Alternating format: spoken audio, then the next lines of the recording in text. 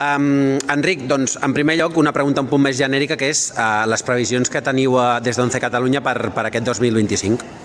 Doncs tenim previsions que més aviat són desitjos. Volem un món en pau, volem que la solidaritat sigui un valor que estigui de moda, que el faci servir la gent, que va molt bé treballar i pensar sempre en aquell que necessita més coses i que tothom tingui un somni al cap, que això a l'Once li diem il·lusió.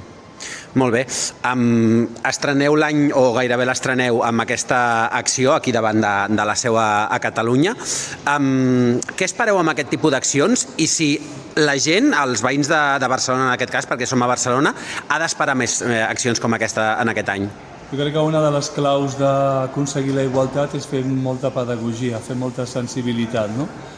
Demà és el Dia Mundial del Braille i avui al carrer fem una activitat de sensibilització. Al final el Braille celebrem també el bicentenari de la seva creació, de la seva invenció, i va obrir les portes a les persones cegues al món de la cultura i l'educació. Llavors, tot i que han passat 2 segles, el Braille està viu, el Braille és un sistema de comunicació actual i el Braille té molt de futur. Estem esperant també, tenim un repte aquest any, que és la llei que vindrà a protegir els consumidors vulnerables. S'ha d'aprovar un decret, esperem que estigui aprovat i publicat abans de l'estiu. Hem treballat molt amb el Ministeri de Consum perquè així sigui, que regularà per fi l'etiquetatge inclusiu de béns, productes i serveis, especialment d'aquells que són productes de neteja i detergents que són més perillosos.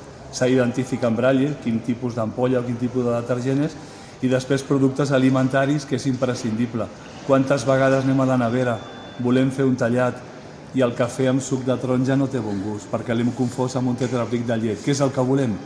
El mateix que feu vosaltres, diferenciar tàctilment amb el Braille si estem agafant una ampolla de llet o estem agafant un tetrabric de suc o qualsevol element. Llavors, aquest any ha de ser l'any de l'etiquetatge inclusiu de béns, productes i serveis que ens permeti viure amb igualtat. I per últim, abans parlaves precisament d'aquest bicentenari del Braille, personalitzant-ho per tu, què significa el Braille? El Braille és un dels millors invents que hi ha al món. Crec que va permetre obrir a les persones cegues una vida diferent. Fins abans d'aquest invent, les persones vivien amb l'ostracisme, tancades, no teníem accés a llegir i escriure, i aquest sistema màgic de punts ens va permetre, igual que vosaltres, llegir llibres, accedir a la cultura, accedir a l'educació, accedir al món laboral. Imagina't què significa per una persona, al final, viure amb dignitat. Moltíssimes gràcies.